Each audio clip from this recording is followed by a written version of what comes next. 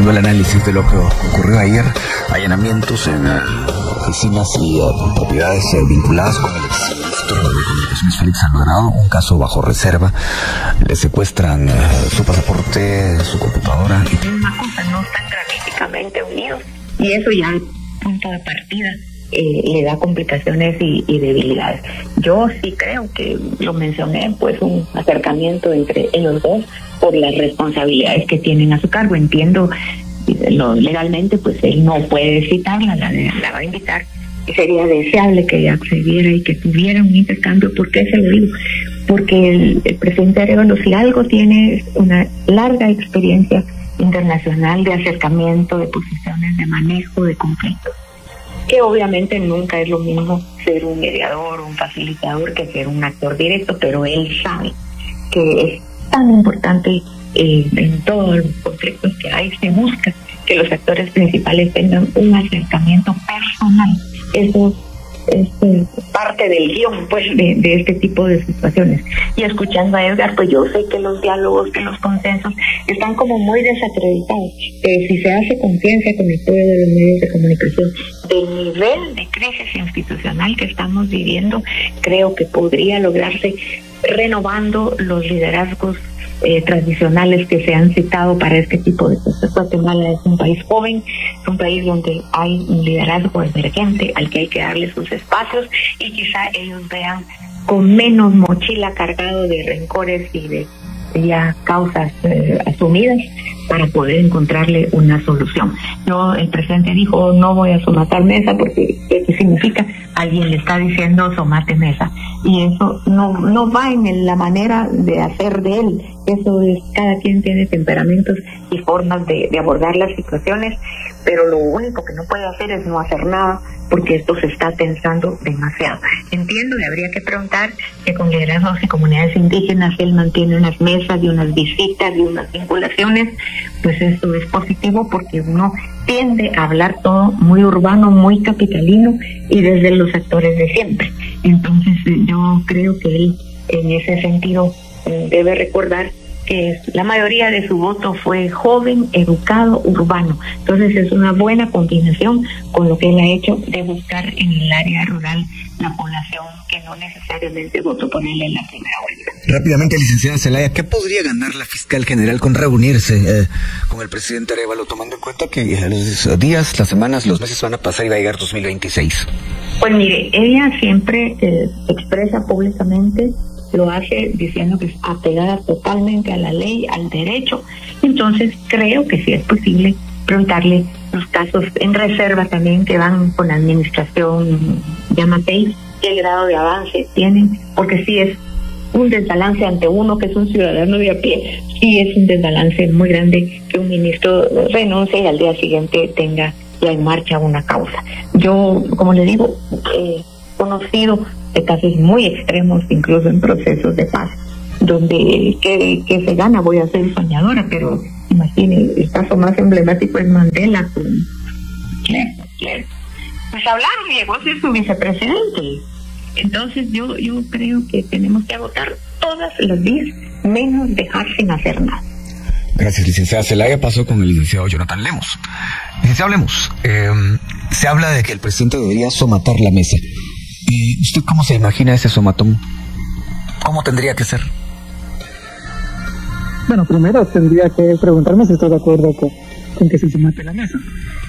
Yo no creo que esa sea la mejor manera de poner o de plantear una salida a la crisis.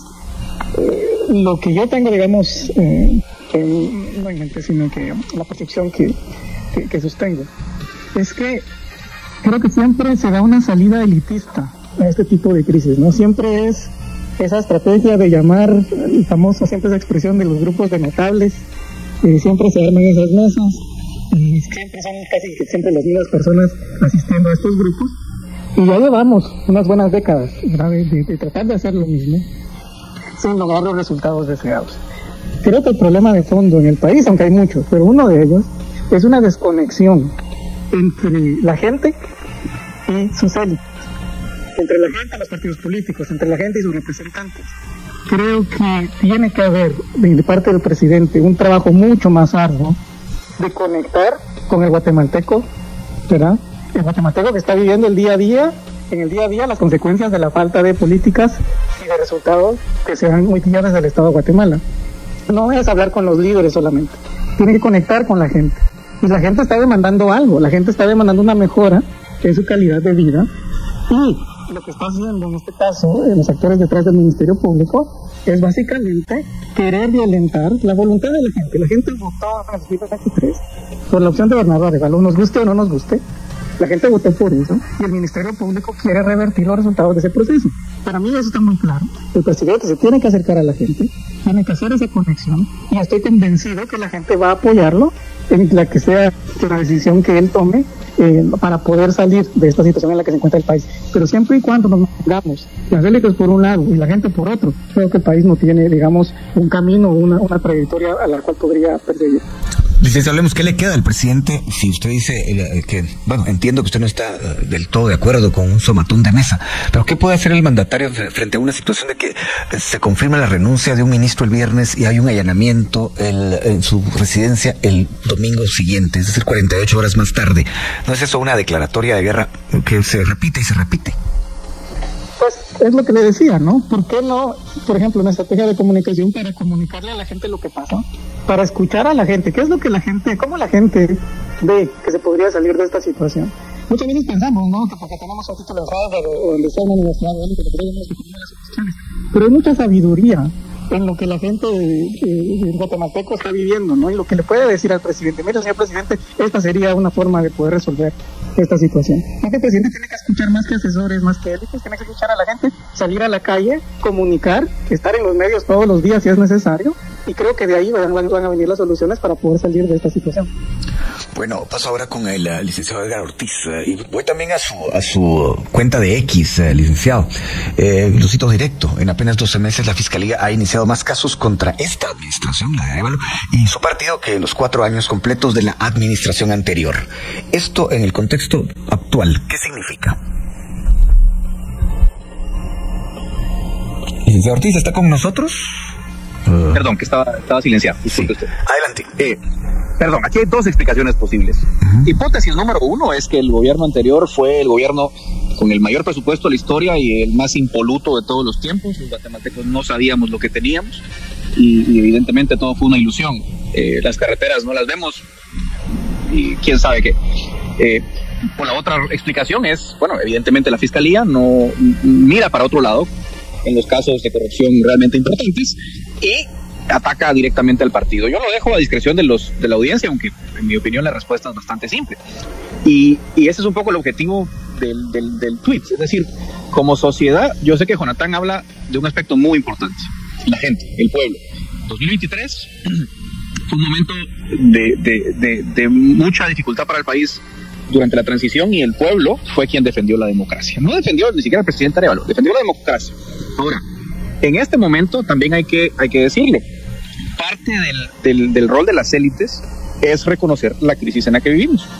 Y esa es también la invitación de mi tweet a todo el mundo, no a élites, no, a todo el mundo. Es decir, bueno, realmente no estamos viendo lo obvio que es todo esto, lo obvio que es que la Fiscalía tiene un solo objetivo que se llama revertir los resultados electorales de 2023, y si lo vemos, ¿no es obvio que esto es grave? Es que si como sociedad, sobre todo a nivel de élites políticas, intelectuales y demás, no queremos ver el problema, bueno, estamos en unos aprietos más grandes que los del presidente mismo, porque al final del día la crisis no es una crisis de Bernardo Arévalo, es una crisis del Estado constitucional mismo. Y yo creo que esa invitación es también a todos los sectores de reconocer la situación que vivimos, dejar de ver por otro lado, dejar de pretender que la crisis no está, dejar de fingir que esto es simplemente un enfrentamiento político entre el presidente y la fiscal. No es eso, evidentemente no es eso, es un intento desmesurado, abierto, desnudo desde la Fiscalía de revertir un resultado electoral y de tomar el poder por medios que no son democráticos, y eso no puede ocurrir. Por eso el involucramiento del pueblo, de élites, de todo el mundo, es fundamental, pero para eso sí hace falta liderazgo presidencial, más que un somatón de mesa, porque esto no es un berrinche, como punto de partida, sino liderazgo, liderar a la gente que defendió la democracia y que hoy ve cómo un año después la razón de su lucha se está desvaneciendo con esta crisis que estamos viviendo. Licenciado Ortiz, ¿es compatible con la democracia este Ministerio Público? Bueno, para mí no, pero la democracia muere lentamente, ¿no? En estos días. Y la democracia moría lentamente en 2023. Si se dieron cuenta, pasito a pasito. Suspendían el partido, luego querían suspender la segunda vuelta, luego querían suspender, querían encarcelar al binomio electo. Es decir, es una muerte lenta. Las democracias ya no mueren a golpe de cuartel, ¿no? Sino que mueren precisamente con estas apariencias de legalidad. Y yo creo que es obvio lo que está pasando, la asfixia que vive la democracia, y evidentemente no es compatible con la democracia, la fiscalía como se comporta hoy. La conferencia de prensa de ayer, algunos creen que esta conferencia debió ser una cadena y no un intercambio con periodistas. ¿Qué opina usted de eso? Sí, fue una sorpresa, efectivamente. Todos cuando supimos que se iba a dar estábamos pendientes o de la televisión o del radio, y no fue así. Creo que se perdió una oportunidad de hacer llegar el mensaje, pero por otro lado, por las situaciones que hemos hablado, pues Dios sabe más, ¿verdad? Porque realmente yo creo que va a haber que reorientar el alcance de esa declaración. Yo respeto, pero pienso que hubo presión para que el presidente hiciera algo, y como dije al inicio, si no hubiera hecho nada, también ahorita estaríamos ahondados. Creo que con el intercambio que hemos tenido en este programa se nos amplían a todos los horizontes de hacia dónde pueden ser las acciones que se necesitan, porque si bien este caso del ministro fue un detonante, hemos estado con una lenta crisis que recurrentemente tiene algunos episodios más fuertes, pero no estamos en una estabilidad democrática que es independiente, es indispensable para poder gobernar ante los grandes desafíos que tiene el país. Yo dije, por un lado, tenemos unas grandes oportunidades. Si se ha aprobado un presupuesto de la dimensión que va a aprobar el Congreso en este mes, pues hay recursos como nunca antes los habían habido. Necesitamos que sean usados con honestidad, llegando a la gente que más lo necesita, y creo que es hora que el Ejecutivo use esa cadena de mando que tiene. Por ejemplo, hemos hablado de los gobernadores, que deberían ser quienes repliquen y con el papel fundamental que tienen en los poderes, activen acciones que satisfagan las demandas ciudadanas, que también hay descontento y hay pérdidas, como casi siempre le pasa a los gobiernos en términos de desgaste, pero que sí ha sido más acelerado que en otras administraciones. En esencia, que la situación nos sirva para una reflexión común, para que haya realmente una forma de comunicación eficiente del presidente, que haga llegar la idea de que sin someter mesas se puede actuar con rigor, porque termino diciendo que se nos olvida por los estudios de cultura democrática que somos una sociedad eminentemente autoritaria. Nuestra cultura democrática es muy escasa. Y en el caso de la conferencia de prensa de anoche, licenciada Zelaya, hay quienes creen que el presidente debió de hacerse acompañar de su gabinete. ¿Usted qué opina? Pues vea, yo en ese sentido veo los pros y los contras. Imagínese, a fin de año es usual que se den cambios de gabinete. Entonces, si prefiero un presidente que actúe, pues, y que él declare. Muchas veces la crisis ha meritado que sea el gabinete completo, pero entiendo que fue una acción que casi se improvisó, porque dieron como 2 y 3 horas para hacerla. En algunas decía que iba a ser en el Patio de la Paz, en el otro decía que iba a ser en el Salón de Banderas. Entonces hubo improvisación, porque seguro un asunto sobre la marcha. Bueno, paso ahora con el licenciado Jonathan Lemus. Si de algún modo uno ve esto como un pulso, es que la mayoría de la población así lo percibe, ¿quién va ganando, licenciado Lemus? Pues lamentablemente está ganando todo el que quiera revertir los resultados electorales del 2023, ya sea porque hay un proyecto de consolidar un régimen autoritario en el país, muy a lo que está pasando en otros países de nuestra región, o porque les disgusta la política o la orientación ideológica del presidente y su partido. Creo que esos actores hoy día están ganando porque están no solamente socavando las bases del gobierno, atacando a sus ministros, hostigando, ¿verdad?, con estos casos y esta persecución judicial, sino que, más importante, están haciendo sentir a la ciudadanía de que no hay liderazgo, de que no hay una visión del país, una orientación hacia dónde se quiere llevar al país. Y creo que allí le están pegando en lo que yo decía al inicio de esta conversación. Es la única fuente de poder que podría tener hoy el presidente Arevalo. Es la gente, son los votantes, que todavía creo, si no están tan convencidos en su liderazgo, y todavía tienen la esperanza de que haya una reacción y de que pues haya una hoja de ruta, ¿no? De hacia dónde se quiere llevar al país. Obviamente también no hemos conversado sobre el Congreso y tal vez se nos acabó el tiempo para hacerlo. El Congreso tiene una responsabilidad enorme. Si el Congreso aprobara el cambio en la ley orgánica del Ministerio Público, el presidente tendría muchas más herramientas para lidiar con esta situación. Pero no lo hacen, y no lo hacen porque también muchos de ellos son parte de este proyecto para revertir los resultados electorales de 2023. Quieren poner a alguien que no fue electo por la ciudadanía y que luego no nos va a permitir votar libremente en el año 2027. En la medida en la que no nos damos cuenta de que hay élites que quieren que esto suceda, pero que hablan de democracia, en la medida en que nos damos cuenta de que eso simplemente es un compromiso superficial con la democracia, no vamos a poder pues ponerle la claridad que se necesita a esta situación. Hay gente que quiere derrumbar la democracia guatemalteca y no hay que permitirlo. Licenciado, hablemos del contexto internacional. ¿Cómo juega en una crisis como esta? Bueno, lamentablemente en Estados Unidos pues también se está dando un proceso, ¿verdad?, en el que se eligió un presidente que claramente motivó la invasión del Capitolio hace unos años, que no aceptó los resultados electorales hace unos años y que ha prometido perseguir a sus enemigos políticos desde el poder. Hace un presidente también que tiene una visión aislacionista de la política internacional y que no va a tener ningún reparo en permitir que grupos que logren por la fuerza socavar las bases del gobierno que está hoy en el poder en Guatemala, pues van a darle libertad para que lo puedan hacer. Pues lamentablemente el presidente está en una situación complicada. Yo creo que el mensaje que yo le dejaría es el siguiente: entre las élites quizás está en una situación complicada, pero creo que hay mucha gente todavía entre los votantes que esperan de él algo y que están dispuestos a apoyarle porque reconocen de que el país necesita un cambio y que se necesita un cambio, como decía Edgar Ortiz, un cambio profundo, con reformas profundas.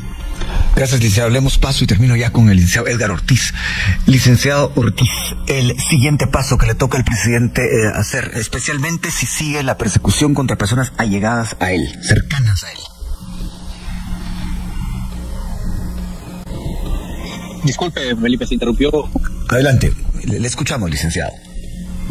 Perdón, no escuché bien la pregunta porque se interrumpió la comunicación. Ahora mismo se la vuelvo a plantear. ¿Qué le queda al presidente hacer si siguen las persecuciones penales contra personas allegadas a él, cercanas a él, incluso contra él? Mire, yo creo que la agenda la sabemos todos, ¿no? Ya la mencionaba Jonathan. Es revertir el resultado electoral, sacarlo del poder, nombrar desde el Congreso a un presidente nuevo y continuar con el sistema como lo conocíamos, pero quizás peor, ¿no? Porque el 2023 fue un intento por digamos, hacer ingeniería electoral, ¿no? Pasa que le salieron malos cálculos a los ingenieros y evidentemente se les coló Bernardo Arévalo. Esa es la explicación que todos sabemos. Y entonces, si él no reconoce que eso es lo que va a pasar y toma medidas pues contundentes para rescatar la institucionalidad, yo creo que veremos esa agenda, digamos, consumarse en un mediano plazo. Así que yo creo que él tiene que tomar cartas en el asunto pronto, si es que él tiene alguna intención de continuar el cargo y alguna intención de recuperar la institucionalidad democrática del país, que en estos momentos es frágil o casi inexistente. Así que yo creo que esos deberían ser los próximos pasos del presidente. No me cabe duda alguna que la acusación en su contra por el delito que sea, eso en Guatemala dejó de importar hace mucho tiempo. La motivación de los casos es cuestión de tiempo y de timing estratégico del movimiento que lo adversa, ¿no? ¿Usted cree que con las declaraciones de anoche en la conferencia de prensa, licenciado Ortiz, cabe la posibilidad de que se presente una solicitud de retiro de inmunidad contra el presidente? Bueno, es una posibilidad, ¿no? Hemos visto casos, ¿no? En realidad por eso creo que la crisis es tan grave, ¿no? Porque se puede criminalizar cualquier cosa, los controles no existen, la justicia es un arma de control social, que lo usan, yo creo, porque tal vez la única diferencia, ya que usted preguntaba por el contexto internacional, bueno, Donald Trump lo votó el 52% del país en Estados Unidos. pero realmente la coalición autoritaria de Guatemala no la quiere nadie, entonces necesitan usar la justicia como un mecanismo de legitimación.